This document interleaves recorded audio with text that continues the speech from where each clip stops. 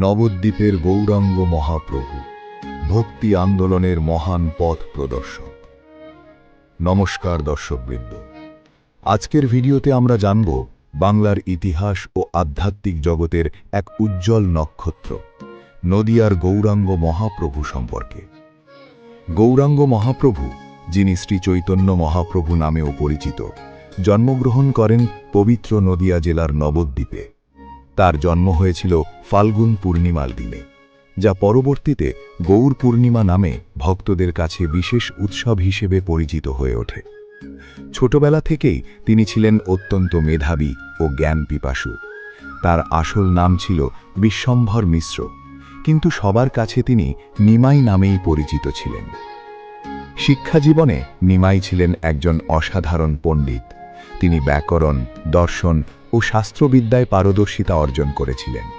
কিন্তু সময়ের সাথে সাথে তার জীবনে এক বড় পরিবর্তন আসে।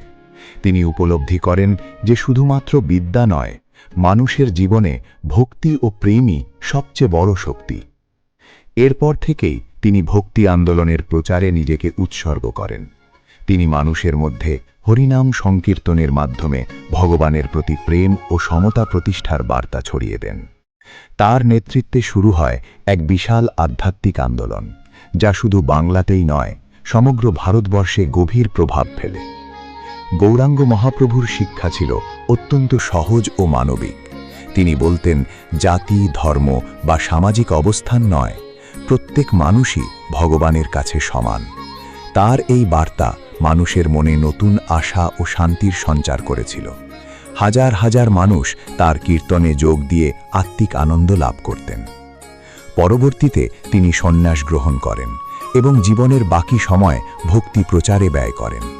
তিনি পুরী সহ ভারতের বিভিন্ন অঞ্চলে ভ্রমণ করে মানুষকে প্রেম, সহনশীলতা ও মানবতার শিক্ষা দেন। তার জীবন ও কর্ম আজও লক্ষ লক্ষ মানুষের কাছে প্রেরণার উৎস। নদিয়ার নবদ্বীপ আজও ভক্তদের জন্য এক পবিত্র তীর্থস্থান। প্রতি বছর অসংখ্য দর্শনার্থী এখানে আসেন মহাপ্রভুর স্মৃতি ও আধ্যাত্মিক আবহ অনুভব করতে। গৌরাঙ্গ মহাপ্রভুর জীবন আমাদের শেখায় সত্যিকারের সুখ পাওয়া যায় ভক্তি, ভালোবাসা ও মানব সেবার মাধ্যমে। তার শিক্ষা আজও সমাজে শান্তি ও ঐক্যের বার্তা বহন করে চলেছে। ভিডিওটি ভালো লাগলে লাইক দিন, কমেন্ট করে আপনার মতামত জানান এবং চ্যানেলটি সাবস্ক্রাইব করতে ভুলবেন না। ধন্যবাদ সবাইকে।